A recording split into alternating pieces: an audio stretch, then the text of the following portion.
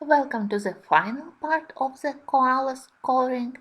And first, let's color baby koala. I will be using exactly the same colors which I used for the mother's body, but coloring was a little bit simpler because here everything is smaller and you don't need to work on the fur so attentively. Again, as a main color I used 30% warm gray. I left ears uncolored. Later I put their white beige just like on mother's head. Then I indicated darker areas using 70% warm gray. And to create on the fur mix of warm and cool cold shades of gray, I added 30% or 50% cool gray. So any of the gray colors. It's important to check shading because body of the baby koala prevent sunlight which is coming from behind of the animals to highlight spine or back of the mother koala. So where paws of the baby koala are touching back of the big koala, there you need to create nice and dark shading. Also, I indicated highlights from the sunshine on the left sides of the both bodies. I used cream color from Prismacolor set, so use any very pale yellow color. The most troubling part obviously was how to do background. Background here is relatively big, and first thing is to select right colors to match colors on the cover, which I really wanted to repeat because I really love this color palette. And second problem is what medium to select in order to cover this paper, which doesn't work that well with many and many mediums. In the end, I remembered my experience from coloring first page in this book when I did Goanna. It's a big lizard.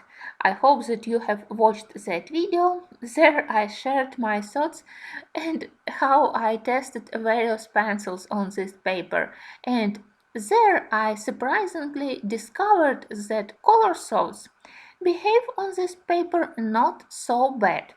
And I decided to test them for the background, especially because on the cover we have a lot of muted lilac, muted pink, and muted violet colors, and almost exactly the same colors I have in Colorsoft set. They are less bright comparing to Prismacolors, but in case if you don't have Colorsofts, of course you can do background with Prismacolors. You will simply need to blend them better using a white pencil or using some kind of blender or burnisher. From Prismacolor set, I would suggest to use cream or deco yellow, then something like Spanish orange, then going to the pink colors, Prismacolor pink rose, and I also used it for my background. Then going to the violet shades, great lavender, of course, you can add a little bit of lilac, a little bit of lavender. And besides, when I was coloring my background, I realized that I have to change slightly color palette of the background. In the end, my koala has a warmer shade of fur comparing to the colors of the on the cover. So if I use a lot of warm colors on the background and together with warm fur, they don't create a nice contrast comparing again to the cover. So I decided in the end, after I put all colors which I selected first as my color palette for the background, then I searched a little bit again in Colorsoft set, and fortunately I found their bright lilac It's almost identical to Parma Violet from Prismacolors, and it helped me to create better contrast. It's colder and it really helped to create more interesting effects. I decided that yellow, orange and pink colors will be concentrated on the upper part. I think that it's indicating that maybe it's uh, sun is during dawn, so it's an evening uh, sky behind. And in the lower part I decided to use only that bright lilac color and only a small addition of pink. I was a little bit preoccupied that flowers of the eucalyptus tree will be lost on such a background surrounded by various pink and lilac colors. So in the end, on all the areas where I was afraid that um, elements of the main image can be lost, I highlighted them with white Posca, which is a real saver in many cases. In the end, I love my final picture, not so happy as I said with the look of the fur. Probably I would get better result if I would add another texture of the fur using paints, but with pencils it was everything I was able to get from my pencils on this paper.